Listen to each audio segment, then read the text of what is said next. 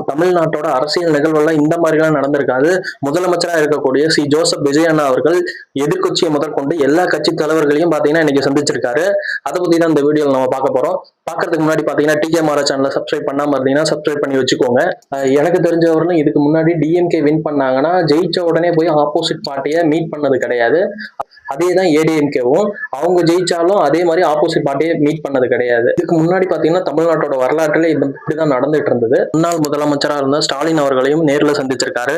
அது மட்டும் இல்லாம மதிமுக கட்சியோட தலைவர் வைகோ அவர்களையும், பாமக கட்சி தலைவர் அன்புமணி அவர்களையும், தமிழர் கட்சி சீமான் அண்ணனையும் பாத்தீங்கன்னா சந்திச்சிருக்காரு. இதுக்கு முன்னாடி எல்லாம் ஜெயிச்ச உடனே மூத்த அரசியல்வாதிகளும் எதிர்கட்சி தலைவர்களும் யாரும் சந்திச்சது கிடையாது. அதனாலதான் மக்கள் எல்லாரும் இதை பத்தி பேசிட்டு இருக்காங்க.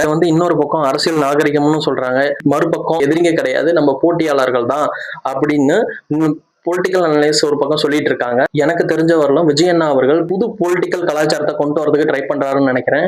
எந்த மாதிரி ஒரு அரசியலை எடுத்துட்டு போறாருன்னு நம்ம வெயிட் பண்ணி தான் பார்த்தாகணும். உங்களோட கருத்துக்கள் என்னங்கிறத கமெண்ட் பாக்ஸ்ல சொல்லுங்க.